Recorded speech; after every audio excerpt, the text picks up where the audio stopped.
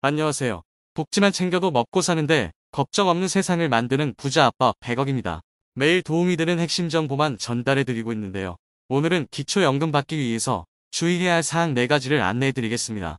더불어 기초연금을 받기 위해서는 재산이 얼마까지 있어야 하는지를 전부 계산하여 안내해드리니 꼭 끝까지 시청해 주시기 바랍니다. 본격적으로 알아보기에 앞서 구독과 좋아요를 눌러주시면 영상을 제작하는 데 큰 힘이 됩니다. 기초연금 대상자라면 반드시 알고 있어야 하며 앞으로 기초연금을 수령하실 분도 숙지해야 할 내용이겠습니다. 기초연금은 소득평가액 하위 70% 65세 이상 어르신에게 제공되는 혜택입니다. 모든 어르신에게 제공되면 좋겠지만 이렇게 선별적으로 지원하는 만큼 최대한 기초연금에 대해 공부하셔서 받을 수 있는데 못 받게 되는 억울한 상황을 피하시기 바랍니다. 기본적으로 기초연금을 수령하기 위해서는 소득인 정액이 단독 가구의 경우 202만원, 부부 가구의 경우 323만 2천원인 경우입니다. 소득인 정액이라는 말이 다소 헷갈리실 텐데 제가 영상 중간에 소득과 재산과 현금이 얼마 있으면 기초연금을 받을 수 있는지 안내해 드리도록 하겠습니다. 더불어 무심코한 행동으로 인해 받고 있던 기초연금이 중단되거나 아예 받지 못하게 될 수도 있습니다. 그러니 오늘 안내 드리는 기초연금 주의사항을 만 65세에 가깝거나 만 65세 이상 어르신께서는 꼭 숙지하시기 바랍니다. 첫 번째로 큰 금액을 현금으로 찾거나 이체하는 행위입니다. 기초연금을 수령하기 위해 3개월 전에 은행에서 현금을 인출하거나 가족에게 계좌이체를 하는 경우가 있습니다.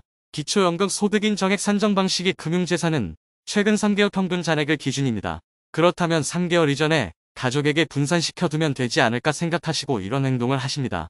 이는 기초연금 부정수급 사유라고 보고 있습니다. 특히 금융실명제를 도입한 이후 모든 금융거래는 전산으로 확인이 가능합니다. 만일 많은 돈이 오간 흔적이 있다면 이에 대한 소명자료를 제출해야 하는 사례도 발생합니다. 주택이나 자동차 매매 등 수천만 원에서 억 단위의 재산을 매매하는 경우는 정당한 사유로 인정되기도 하지만 그냥 이체만 해둔 행위는 소득인 정액으로 추후 발견될 것입니다. 기초연금 수급을 위해 고의적인 재산 축소와 편법 증여를 하는 경우가 많이 발견되어 최근 10년가량의 재산이나 금융거래 내역을 모두 조사하고 있습니다. 즉 증빙할 만한 자료를 제출하지 못하면 부정행위이니 시간 낭비만 될 것이므로 굳이 그러실 필요가 없겠습니다. 당장은 걸리지 않더라도 추후 발견되면 받은 금액 전부 환수 및 이자까지 물어줘야 하는 경우가 생깁니다. 두 번째는 재산을 증여하는 행위입니다. 꽤나 시간이 지난 정당한 증여가 있었다면 인정을 해주지만 재산 증여가 있어도 증여된 재산가액을 전액 없애주는 것이 아니라 자연적 소비 금액을 차감하여 증여로 인정해줍니다. 즉 이미 증여를 한 상태라도 나의 재산으로 일부분이 남아있는 것입니다. 올해 기준으로 1억 원을 증여하면 단독 가구는 월 199만원, 부부 가구는 월 244만원씩 감액하여 계산하므로 단독 가구는 약 4년 3개월이 지나면 1억 원이 소멸됩니다. 한편 부부 가구는 약 3년 6개월 후에 1억 원이 소멸되는 형태입니다. 정리하면 65세로 인정되기 직전 기초연금을 받기 위해 1억 원을 증여했다면 단독 가구는 약 4년 3개월 후, 부부 가구는 약 3년 5개월 후에 1억 원이 없다고 인정됩니다. 물론 기초연금 때문에 수억 원의 재산을 일부러 증여하지는 않겠지만 어차피 자녀에게 줄 예정이었는데 기초연금도 있으니 넘겨야겠다고 생각하셨다면 큰 도움이 되지 않을 수 있습니다. 그러므로 수억 원의 재산을 자녀에게 증여를 한다면 생각보다 오랜 기간 동안 나의 재산으로 잡히기 때문에 증여세까지 납부해가면서 기초연금을 위해 증여할 필요는 없겠습니다. 세 번째로 사업자 등록을 위한 명의나 계좌를 빌려주는 행위는 피하는 것이 좋습니다. 이 부분은 대부분 어느 정도는 인지하고 계실 겁니다. 당연히 내 앞으로 소득이 있다면 그것도 기초연금에 영향을 미치게 된다는 것을요. 가족의 부탁으로 가능명의 이전이나 계좌를 잠깐 빌려주는 경우가 많이 있습니다. 하지만 이러한 행위는 기초연금을 받기 위해서 피해야 할 대표적인 행동입니다. 우리나라의 대부분의 복지체계가 이와 같이 이루어지므로 기초연금 외의 다른 현금급여, 복지 혜택을 받을 수 없는 경우가 생길 수 있습니다. 이는 기초연금뿐만 아니라 건강보험료에도 즉각 영향을 미치게 됩니다. 앞서 말씀드렸던 재산의 경우 증여를 하면 건강보험료는 즉시 감액되어 계산됩니다. 이처럼 소득이 발생되면 발생되는 기간만큼 영향을 미칩니다. 만일 사업자 등록을 위하여 명의를 빌려주었다면 종합소득 신고를 한 다음에 건강보험료에 영향을 미치므로 뒤늦게 건강보험료에 영향을 미치게 됩니다. 더불어 기초연금을 수령 중일 때도 마찬가지입니다. 즉 기초연금을 받고 있다가 탈락되는 경우도 생깁니다. 나의 명의로 이루어지는 행위들은 나의 소득이나 재산으로 잡히니 조심하셔야 합니다.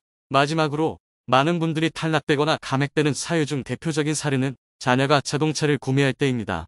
기초연금을 수령 중이거나 수령 예정인 분의 자녀가 20대 후반에서 30대 초중반인 경우가 많은데 아무래도 운전 경력이 많은 부모님 명의로 자동차를 구매하면 보험료가 싸다는 이유로 부모님 명의로 자동차를 구매하기도 합니다. 특히 자동차는 명의 비율을 선택할 수 있는데 자녀 90%, 부모님 10%로 명의를 분산해서 구매하더라도 그 비율과 상관없이 기초연금 재산 산정 시에는 이 비율은 고려하지 않고 전액 재산으로 평가합니다. 단 1%만 명의가 있어도 전부 기초연금 산정 시 재산 가액으로 평가됩니다. 다만 건강보험료의 경우는 명의 비율대로 보험료에 영향을 미치게 됩니다. 전기차의 경우 보조금까지 포함되니 실제로 4천만 원을 주고 매수하더라도 보조금이 수천만 원에 이르러 순식간에 재산평가액이 7천만 원 이상이 잡히는 사례도 보았습니다. 그러니 자동차명의 분산도 아무 소용없습니다.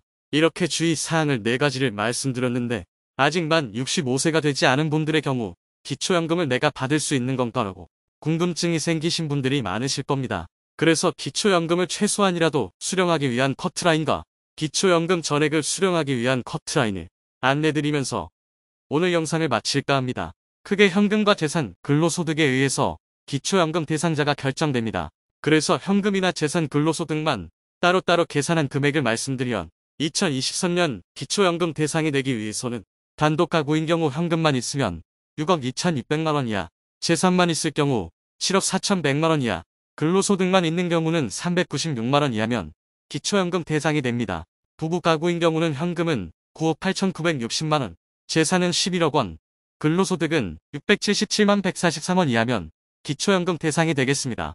그러면 기초연금을 전액 다 받는 금액인 단독 가구 31만 1,950원, 부부 가구 51만 5,120원을 다 받기 위해서는 단독 가구인 경우는 현금이 5억 2,900만 원 이하, 재산만 있을 경우는 6억 4,400만 원 이하, 근로소득만 있을 경우는 350만 원 이하면 다 받을 수 있겠습니다. 부부 가구인 경우는 현금은 8억 3,500만 원 이하, 재산은 9억 5,100만 원 이하, 근로소득인 경우는 680만 원 이하가 되면 기초연금을 다 받을 수 있겠습니다. 이 커트라인을 충족하는 분이라면 앞서 말씀드린 4가지 주의사항 꼭 지키셔서 이상 없이 기초연금 받으시기 바랍니다. 인위적으로 재산을 줄이거나 인출하는 행위는 오히려 부정적인 영향을 미칠 수 있다는 점 명심하시기 바랍니다. 이상 기초연금을 수령하기 위해 주의해야 할 사항 4가지와 기초연금 수령 커트라인을 살펴보았습니다. 이런 주의사항을 신경 쓰지 않고 모든 어르신에게 지급된다면 좋겠습니다. 하지만 선별적으로 시행되는 복지인 만큼 받을 수 있는 조건이었는데 부주의로 인해 대상이 안 된다면 그만큼 억울한 일이 없겠습니다.